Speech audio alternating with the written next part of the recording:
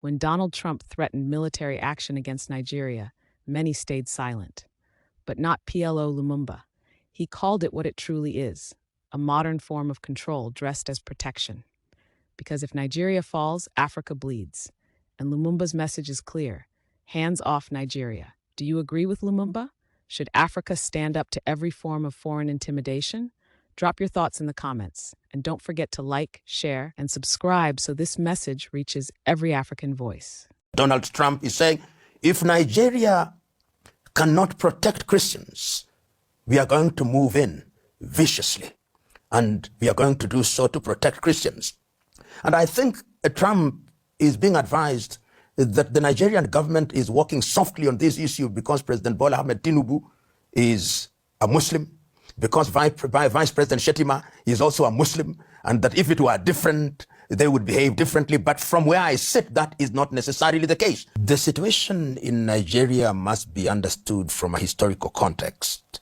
And that history gives you a Nigeria which, when the North and the South came together, there was what could be described as the Muslim North, and for want of a better term, the Christian South, or largely Christian South.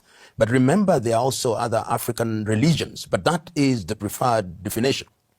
With the consequence that Nigeria has always had tension of one kind or another, the tension that led to the civil war in Biafra, which was not founded on Christianity at all, and of course the many coups d'etats that saw at that time in the 1960 of the killing of people like Ahmadu Bello from the north, and the imposition of the military administration. But to come to more recent history is that there are elements within Nigeria in the north, and this came to the fore in the year 2009 with the formation of what is now popularly known as Boko Haram by Yusuf Mahmoud. When Yusuf Mahmoud formed Boko Haram at that time, there were a number of things that were defining the philosophy. And remember that the version of Islam that he propagated is Salafism. And Salafism is a sect of Sunni Muslim. And the argument was that they want to restore Nigeria to the original Islam as was practiced by the Prophet Muhammad, peace be upon him. When that happened in 2009, of course, Muhammad Yusuf was arrested. And when he was arrested and he died in jail, he became a martyr. And that changed the complexion of Boko Haram, which means Western education is bad, if you are to render it in simplistic terms. And the whole idea, and this is what they were selling at that time, what is the value of this education where you get education, but there are no jobs, there are no opportunities, and that appealed to very many young people in northern Nigeria. And that is why it is characterized as Muslims rising against Christians. When Mahmoud Yusuf died in prison and Abubakar Shekau then became the leader of Boko Haram, there were then quite a number of splits within the Boko Haram that we knew, with allegiance being declared to Al-Qaeda in Iraq and in Syria. Meanwhile, activities then heightened and they started killing persons because of their religious affiliation.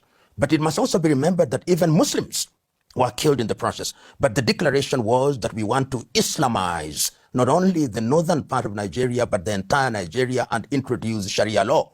But these activities were not confined to Nigeria. It was along the Chad basin, so that Chad was affected, Niger was affected, and even Cameroon was affected. But of course, the theater of action is Nigeria. The consequence of that now has been that they have engaged in activities which have led to the death of many. You remember the bombing of the UN offices in Abuja, which led to the death of 23 people. You remember the Chibok girls, when they raided schools and picked the Chibok girls, some of whom are still in custody. And when, of course, Shekau himself died, or is said to have committed suicide because there were splits within Boko Haram, we now have a situation where we have an organization which has different factions. And these factions are operating sometimes at cross purposes, and Boko Haram has been declared as a terrorist organization. And the effect of Boko Haram has been therefore to antagonize Christians. And we know that Christian clergy have been targeted. We know that churches have been targeted. And you've now created an environment that depicts these particular activities as targeting Christians. And indeed, there are Christians who have now come out and say that we are going to organize ourselves in order to resist this. But that must be contradistinguished with certain sober voices within Islam in Nigeria who say that this is a terrorist organization. should be seen as such, and we should therefore not condemn the entire Islam. But as the saying goes, bad news spreads faster than good news. So what do we have in the popular media? Muslims or Muslim organizations are killing Christians. What is the reaction from different people? Let us resist them. Let us resist what has been described in different quarters as the Arabization and Islamization of Africa. And this is the context in which we now find Nigeria being a point of reference from no lesser space than the United States of America. The United States of America, through the President Donald Trump, is saying, if Nigeria cannot protect Christians, we are going to move in viciously. And we are going to do so to protect Christians. And I think Trump is being advised that the Nigerian government is working softly on this issue because President Bola Ahmed Tinubu is a Muslim, because Vice President Shetima is also a Muslim, and that if it were different, they would behave differently. But from where I sit, that is not necessarily the case. And these are individuals who are known to me. My own view is that you are dealing with an organization which is out of control, which is engaged in unconventional warfare, and it's not going to be easy to defeat them because they are not your regular army wearing army uniform. They are not arranged and organized in battalions and brigades. They could be somebody who is walking in the street and propagating their agenda. They hit when you don't expect, and they hit what you don't expect. Even when you say you are going to bomb them, who are you going to bomb? Where? In which location are they crowded that you'll bomb them and finish them? These are the questions must be called into question. And you can see and hear the reaction of President Bola Ahmed Tinubu and by extension the Nigerian government. They reacted by saying they welcome the United States of America to help them fight Boko Haram. That is the situation as it is. What is happening diplomatically, we may not know. But you've seen a world where there is a new hegemon who believes they are going to fight for Christianity anywhere and everywhere. That is the situation as it is now. You know, when we talk about Nigeria and we talk about the pronouncement of President Trump, many things come to mind. Number one, why is Trump saying what is he's saying? Is he saying it for Christian domestic consumption? Is he the latter-day defender of Christianity? And what I'm saying is a matter of speculation, and I think he's addressing many audiences. Remember, he rode on the crest of evangelical Christians to become the president for what is now called Trump 2. And he's telling them, in this day and age, when Christianity is on the decline and Islam is on the ascendance, I am the leader of what can be described as Christianity. And when Christianity is addressed anywhere in the world or is threatened anywhere in the world, I'll be that leader in the world who will come out and defend Christianity. That is to the American audience. To the Nigerian audience, he's also saying, oh, you cannot be protected by your administration. I'm the leader of the free world. This free world, which was created by Christendom, is under threat. And I am that leader who knows no boundaries. I'm that leader who is going to be your latter-day savior. I'm that leader who is going to come and do what is necessary in order to protect you. I am the peacemaker. Remember that President Trump is on record as saying that he's the one who deserves the Nobel Peace Prize. I'm God's gift to the world. I run around the world and do only one thing, make peace. You saw me making it in Gaza. You see me trying to make it in Ukraine. You see me everywhere. You see making peace between Thailand and Cambodia. I am that person. But I'm doing it because of a Christian ethic. That is my interpretation of what President Trump is trying to do. The other thing that he's trying to do is to send a message to the emerging powers or other powers in the world. He's sending a message to China, sending a message to Russia, sending a message to the BRICS world. Remember, you may make a claim to New World Order, but from where I sit, there is only one order, and that order is the order as dictated by the United States of America. And if anybody were to doubt that interpretation, just listen to him during his address to the UN General Assembly when he's disparaging the UN and almost saying that the UN is good for nothing. And therefore, the only people and the only country that you can rely on is the United States of America. This United States of America, which is great. This United States of America that has military prowess. This United States of America, which is an economic giant. The only one that you can rely on. So these messages are, in my view, coded, addressing different audiences and lending themselves to different interpretations. And when you do that, then you confuse your enemy and you become mysterious to your enemies, real and perceived. And in the Nigerian situation, I think that is exactly what he's doing. And remember that President Trump has deliberately renamed the Department of Defense as the Department of War. So it's very clear that you've got to wage war, however you describe it, for purposes of telling the world, if you don't play ball, we are going to crush you. And see, his use of language is going to be swift, nasty, and sweet. I mean, that is a contradiction in terms, but he uses language in that way. What we are saying is very interesting, and it can be defined by this age-old saying that one man's or one person's freedom fighter is another's terrorist. And you and me and all of us know that the international agenda has always been dictated by Western narratives. So that if you look at the media via which we talk about events, if it is events between Russia and Ukraine, the people who articulate it for mass consumption will be the CNN, will be the BBC, will be Deutsche Welle, will be Radio France or France, the French media, will be Fox, and all those media will be Al Jazeera, which will also be influenced by the West. And that is what mass consumption is all about. And it is the West, and particularly the United States, that has taken the burden, in their view, of defining who is who. So if you don't do what is in the best interest of the United States of America, you don't do that which is in the best interest of Western Europe as led by the United States of America, then you are a dictator.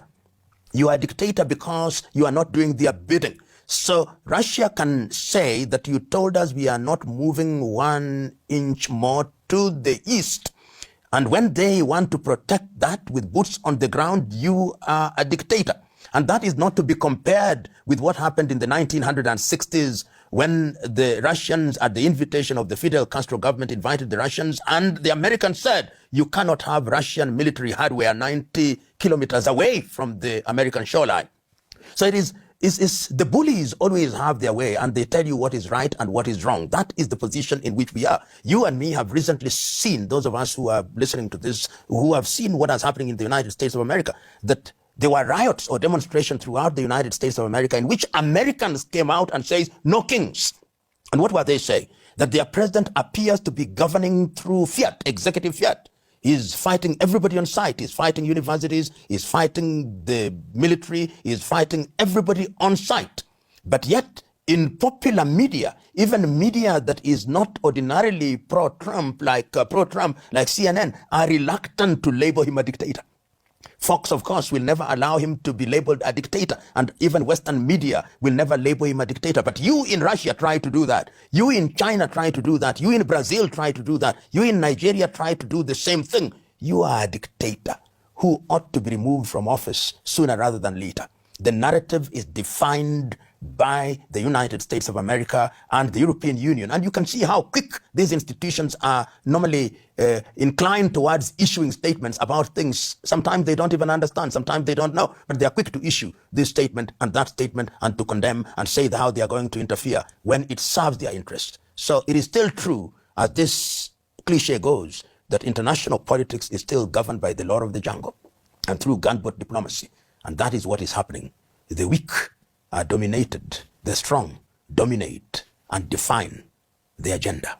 You know, when I heard this statement that the United States of America has issued a statement that if the Boko Haram continue to kill Christians, America is going to invade Nigeria, I asked myself a number of questions. Number one, in which specific territory does the Americans believe that there is a group of people called Boko Haram, so that if you send your tomahawks there, you eliminate them? Number two, have they consulted the government of the Federal Republic of Nigeria and agreed with them that we need assistance in terms of intelligence and that therefore this will be a coordinated strike? Number three, have you understood what Boko Haram is all about? And have you understood the history of Boko Haram and that this is an ideology? And I asked myself a foundational question. Have the Americans not learned that, as they were told by the Afghanis several years ago, that you have the watch, but we have the time? Have they not learned from Vietnam that you can never defeat these people who are ideologically inclined? So unfortunately, if the United States of America were to use any military means in the hope of neutralizing Boko Haram, they'll be shocked, because there is not a group of people sitting somewhere who are waiting to be bombed called Boko Haram. Boko Haram, I believe, are individuals who are embedded in families. It is an ideology. It will metastasize like cancer. So it is something that I believe ought to be rethought. And I hope that the government of the United States of America will do that which is good and right, to consult with the administration of the Federal Republic of Nigeria and ask them if they need assistance. And if they need assistance, the kind of assistance that they need. If they need intelligence, let them be the ones that define what kind of intelligence. Otherwise, this nuclear approach to killing a mosquito or killing a tortoise, as it were, is one that will be met with utter defeat and utter regret. And if there was any doubt, see what has happened to Libya. If there was any doubt, see what happened to Syria. PLO Lumumba has spoken, and his words echo beyond Nigeria. This is not just about politics. It's about Africa's dignity, sovereignty, and future. Because when foreign powers threaten one African nation, they challenge the entire continent. What do you think? Is Trump's move about protecting Christians or protecting America's interests? Tell us in the comments. Your voice matters. Subscribe, share this message, and join the Pan-African movement right here on Afriscope TV, where truth has no borders. Disclaimer. This video is for educational and informational purposes only. Afriscope TV does not promote hate, violence, or misinformation. All content is based on publicly available data and expert commentary. Viewers are encouraged to think critically and verify independently.